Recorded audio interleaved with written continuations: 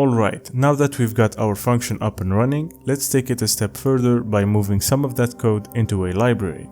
Libraries let you keep serverless functions code outside the main repo, share it across multiple functions, and control access more precisely. From the Libraries tab, click the plus button, give it a name. If you've got an existing library, you could import it here using its repository, but we'll just generate a new one. There's only one template available right now, so click Generate and it'll create a repository with that starter code. Push your changes using the button at the bottom right. Make sure to keep the library GitHub ID safe, we'll need it later to build. Type in a commit message, click Finish, and skip the build for now since the library isn't in use yet. Next, let's add some code. Click the open icon to view the repository, open empty.go and replace its content with this. Then commit the changes. Now we'll connect this library to a function. Go to the Functions tab, click plus, give it a name, set the timeout to 1 second, memory to 10 megabytes, method to get, domain to your generated domain, and path to /lib/ping. For source, select the library we just created and set the entry point to ping. Push the changes, ignore any inline code repo updates, commit, and finish.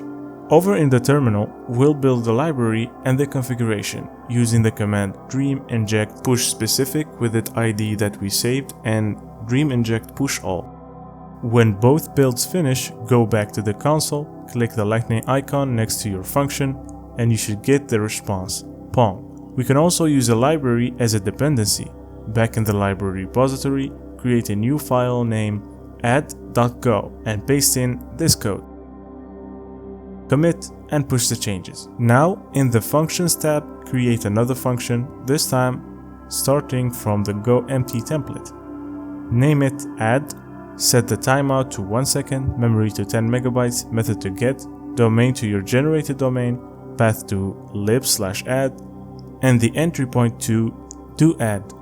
Switch to the Code tab and paste in the following.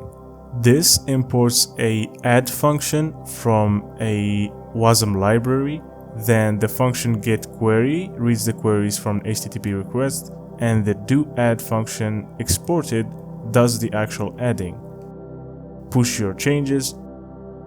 Back in the terminal, trigger the build for the configuration by running dream inject push all. Once it finishes, you can test the function using curl. It should look something like this.